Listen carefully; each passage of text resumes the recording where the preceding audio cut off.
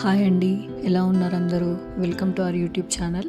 ఈరోజు మనం ములక్కాయ సాంబార్ ఎంతో టేస్టీగా ఎలా చేయాలో చూద్దాం. ఒక కడాయి పెట్టుకొని ఆయిల్ యాడ్ చేసుకోండి. ఆయిల్ మరిగిన తర్వాత పోపు దినుసుల్ని యాడ్ చేసుకోండి. టేస్ట్ కోసం, ఒక మంచి ఫ్లేవర్ కోసం కొద్దిగా మెంతులు కూడా వేయండి పోపులో. ఇప్పుడు కట్ చేసి పెట్టుకున్న వెజిటేబుల్స్ అన్నింటినీ యాడ్ చేసుకోండి. ములక్కాయలు ఎక్కువ క్వాంటిటీలో తీసుకోండి.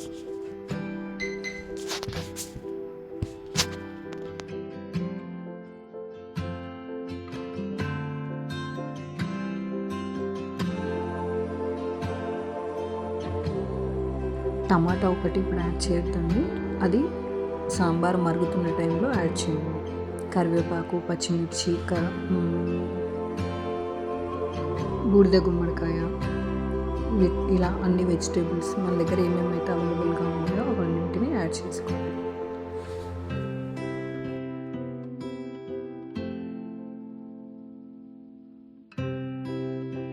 సాంబార్లో మెయిన్ ఇంగ్రీడియంట్ ఇంగు అని కూడా యాడ్ చేస్తున్నాను. కొంచెం వెల్లుల్లిని, జీలకర్రని మంచిగా దంచేసి ఆ ముద్దను కూడా యాడ్ చేస్తున్నాను. ఇప్పుడు పసుపుని కూడా యాడ్ చేసేసుకొని లిడ్ క్లోజ్ చేసి పెట్టేసుకోండి. ఇవి మంచిగా వేగిపోయిన తర్వాత అల్లం వెల్లుల్లి పేస్ట్ని యాడ్ చేయండి. అలానే చింతపండు రసాన్ని యాడ్ చేసేసుకోండి. మంచి ఫ్లేవర్ కోసం సాంబార్ మసాలాను కూడా యాడ్ చేసుకోండి. ఇది ఏ బ్రాండ్ అయినా పర్లేదు, కొద్దిగా ఫ్లేవర్ కోసం మాత్రమే యాడ్ చేసుకోండి. ఇది ఎక్సెప్షనల్, మీకు ఇష్టమైతేనే వేసుకోండి. ఇప్పుడు చింతపండు రసాన్ని యాడ్ చేసుకోండి. ఉడికించి పెట్టుకున్న కందిపప్పు, పెసరపప్పుని కూడా యాడ్ చేసేసుకోండి.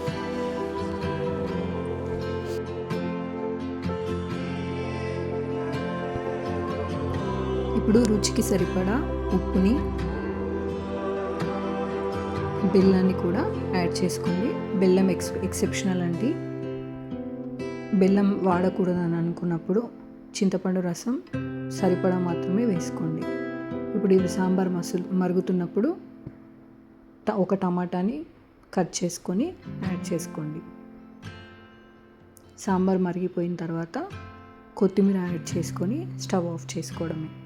రెసిపీ మీకు నచ్చితే ఛానల్ని సబ్స్క్రైబ్ చేసుకోండి, వీడియోని లైక్ చేయండి, షేర్ చేయండి. Thank you. రేపు మళ్ళీ కొత్త వీడియోతో కలుద్దాం. బాయ్.